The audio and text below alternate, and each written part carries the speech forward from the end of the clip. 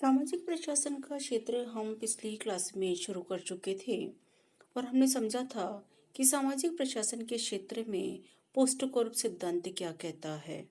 हमने पोस्टकॉर्प के सामाजिक प्रशासन के क्षेत्र में क्या विचार हैं, किस प्रकार नियोजन, कार्मिक प्रबंध, निर्देशन, समन्वय, प्रतिवेदन और बजट की पालना की जाती है और ये किस प्रकार सामाजिक प्रशासन के क्षेत्र में सम्मिलित होता है, इस विषय पर हम विस्तार से चर्चा कर चुके थे। सामाजिक प्रशासन के क्षेत्र को आगे बढ़ाते हुए हम कुछ और महत्वपूर्ण बिंदुओं को इसमें जोड़ते हैं, जिससे हम और बेहतर ढंग से समझ सकें कि सामाजिक प्रशासन का क्षेत्र क्या है। सामाजिक प्रशासन के क्षेत्र में जो एक और महत्वपूर्ण बात को हमें समझना चाहिए, वो है सामाजिक नीति व विधान का निर्माण। सामाजिक नीति और विधान का निर्माण, इसका तात्पर्य है कि हमारे देश में सामाजिक, आर्थिक, राजनीतिक असमानता के शिकार जो लोग हैं, जिन्हें न्याय की आवश्यकता है। सामाजिक न्याय भी चाहिए, आर्थिक न्याय भी चाहिए, राजनीतिक स्तर पे भी उन्हें उनसे बराबरी का व्यवहार होना चाहिए और समाज के जो पिछड़े वर्ग हैं, जो किसी न किसी आधार पर शोषण के शिकार है, इनको इनके व्यवहार को बदलने के लिए, इनके लिए व्यवहार को बदलने के लिए एक शासकीय नीति की आवश्यकता है। यह शासकीय नीति सरकार के द्वारा बनाई जाती है। यह नीति संवैधानिक उपबंधों के आधार पर निर्मित होती है। हम जानते हैं कि भारतीय संविधान के अध्याय 4 में नीति निर्देशक तत्वों का उल्लेख किया गया है। ये नीति निर्देशक तत्वों का उल्लेख में ऐसी बातों का समावेश भी है जो कि समाज कल्याण के लिए है, जहां पिछड़े हुए लोगों के कल्याण के लिए राज्य नीतियां बनाए, इस प्रकार का उपबंध किया गया है। समाज को इन समस्याओं से, शोषण से, कुरीतियों से मुक्त करने के लिए नए कानून की आवश्यकता होती है, नए विधान की आवश्यकता होती है। किसी एक क्षेत्र विशेष के सामाजिक परिप्रेक्ष्य को देखकर शासन या हम ये समझ सकते हैं कि यह किस प्रकार की कुरीतियां हैं जिसने समाज कल्याण को बाधित कर रखा है, समाज का उत्थान नहीं हो रहा है, या जिन कुरीतियों के कारण समाज पिछड़ा हुआ है, समाज के कुछ वर्ग अत्याचार के शिकार हो रहे हैं। जैसे बाल विवाह है। बाल विवाह व्यक्तित्व के विकास का अवरोधक है, ये हम सब जानते हैं। छुआछूत है, ये कि मानव के सम्मान के विरोध में है। जैसे इस क्षेत्र में, राजस्थान में कई क्षेत्रों में, विशेषकर अगर आप सर्च करें, आगे और जानकारी हासिल करने की कोशिश करें, तो भीलवाड़ा क्षेत्र में आसपास में डायन प्रथा है। तो इस प्रकार की सामाजिक कुरीतियां हैं जो अत्याचारपूर्ण है, अन्यायपूर्ण है, शोषणपूर्ण है। अब समझाइश से ये कुरीतियां समाप्त नहीं हो रही है, अगर हो सकती तो अब तक हो चुकी होती। तो ऐसी स्थिति में जरूरी है कि शासन कानून बनाए, और शासन ने वो कानून बनाए। बाल विवाह निषेध कानून बना हुआ है हमारे देश में, हम जानते हैं। डायन प्रथा को रोकने के लिए भी कानून बन गया है। सती प्रथा थी हमारे देश में, सती प्रथा को रोकने के लिए भी 1984 में कानून बना हुआ है। इन कानूनों को सरकार को बनाना है, और किन समस्याओं के निदान के लिए कौन से कानून बनाए जाएंगे, उन कानूनों के क्या प्रावधान होंगे, इन सब का अध्ययन सामाजिक प्रशासन में किया जाता है।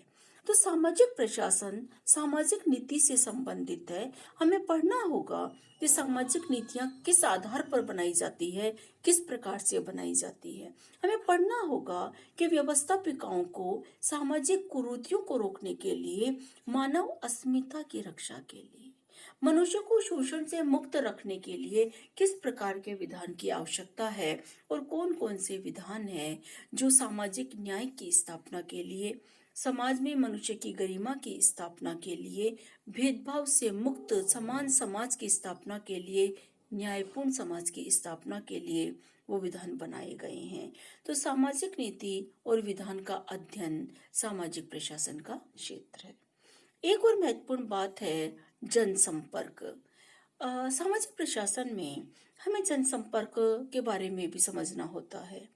सामाजिक नीतियां बन गई है, सामाजिक कानून बन गए हैं, लेकिन इनकी सफलता इस बात पर निर्भर करती है कि जनता इन कानूनों को माने, जनता इन कानूनों की पालना करे। 1929 के में बाल विवाह निषेध कानून बना। उसके बाद इसमें संशोधन होते गए, इस कानून को अपडेट किया गया, लेकिन बाल विवाह नहीं रुके, कम हुए हैं, रुके नहीं। सती प्रथा कानून का कठोरता से पालन हुआ, सती प्रथा खत्म हो गई है। ऐसे बहुत सारी बातें हैं जो हम अपने आसपास के सामाजिक परिदृश्य में देखते हैं। इन सामाजिक समस्याओं के समाधान के लिए जो कानून बने हैं, जनता को उन कानूनों के बारे में जानकारी देना आवश्यक है। तो इसके लिए जरूरी है जनसंपर्क किया जाए। इस जनसंपर्क के बहुत सारे तरीके हो सकते हैं। वो सशक्त तरीका है टेलीविजन के माध्यम से बताना, जैसे स्वच्छ भारत, शौचालय होना चाहिए। टेलीविजन पर कितना एडवर्टाइजमेंट हुआ भारत सरकार के द्वारा कि हर घर में शौचालय होना चाहिए, और सरकार ने नीति बनाई कि शौचालय हो, और सरकार ने इसके लिए अनुदान भी दिया। तो जितनी नीतियां समाज के लिए बन रही है, टेलीविजन के माध्यम से, रेडियो के माध्यम से, या नुक्कड़ नाटक करके, ग्राम सभाओं में, कठपुतलियों के नृत्य के माध्यम से, ये बहुत सारे तरीके हैं। कविताओं के माध्यम से, लोकगीतों के माध्यम से। आप जो ग्रामीण परिवेश में रहने वाले विद्यार्थी हैं, वो इस बात को बहुत बेहतर ढंग से जानते हैं कि लोकगीतों के माध्यम से जन जागृति ज्यादा प्रभावी ढंग से लाई जा सकती है। और जब तक जनता में जागृति नहीं होगी, तब तक ये सामाजिक विधान के उद्देश्य हमें प्राप्त नहीं होंगे। तो इन उद्देश्यों की प्राप्ति के लिए जरूरी है कि जन जन को बताया जाए कि क्या हमारे सामाजिक विधान है, क्या हमारी सामाजिक नीतियां हैं, और किस प्रकार हम सामाजिक समस्याओं से मुक्त हो सकते हैं। डायन प्रथा कितनी क्रूर प्रथा है, जहाँ महिलाओं को डायन घोषित कर दिया जाता है।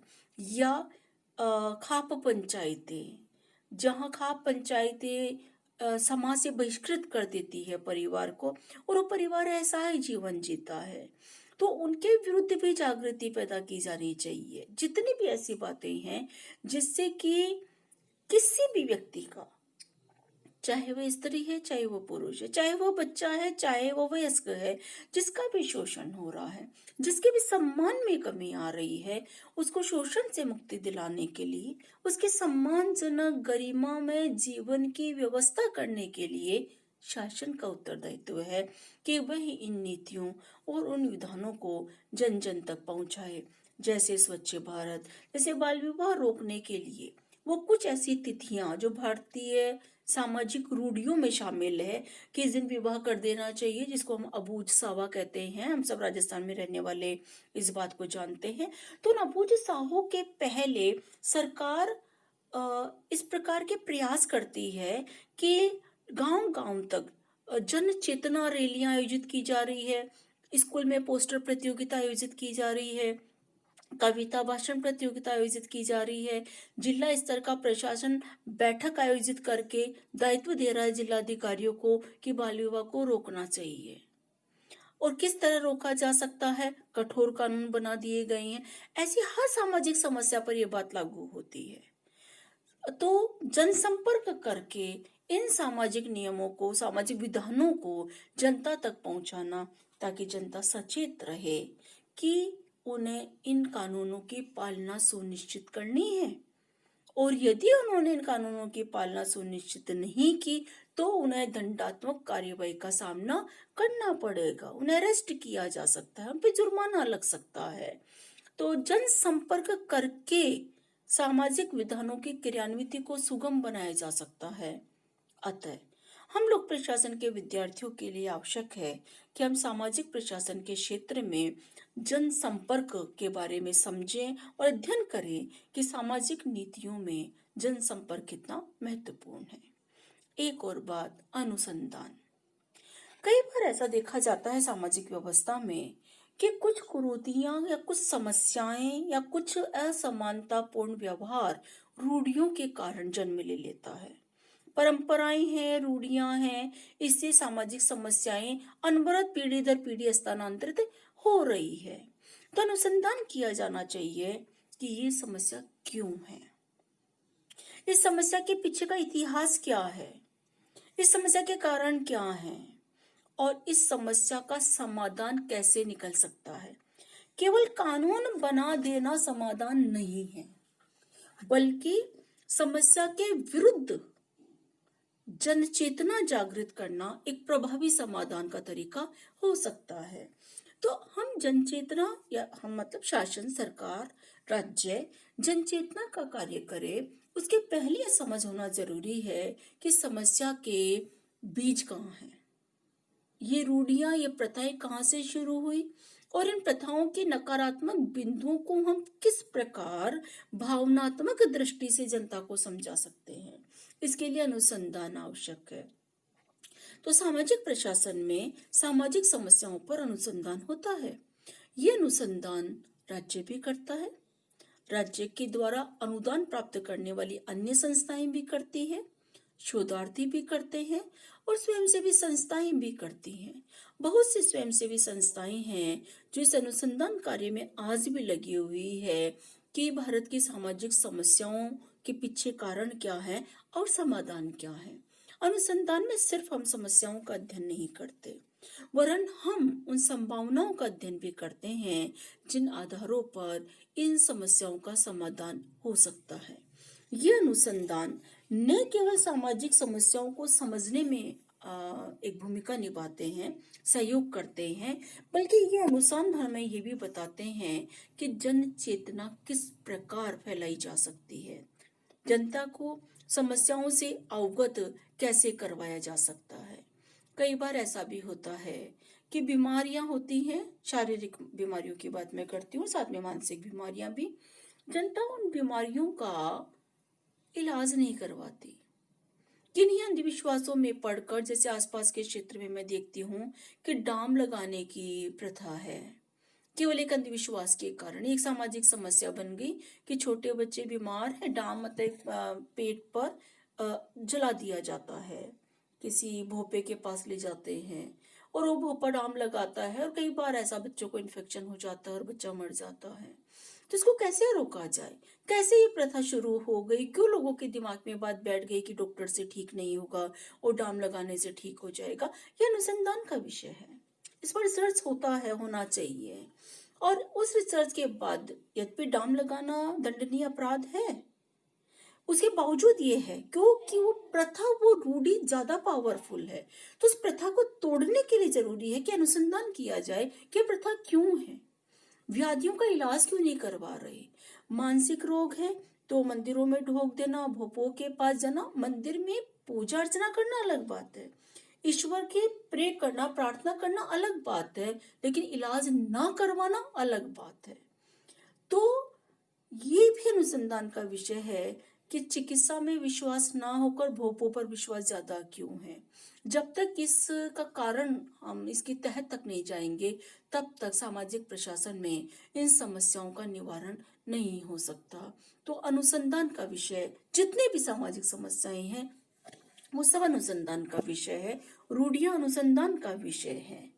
किन परंपराओं के आधार पर इन रूढ़ियों ने एक रोग का रूप ले लिया है। कुछ परंपराएं अच्छी है, उनके बारे में हम बात नहीं कर रहे, लेकिन ऐसी रूढ़ियां जिन्होंने एक समस्या का रूप ले लिया है, जिसने विकास को अवरुद्ध कर दिया है, उनका अध्ययन करना आवश्यक है।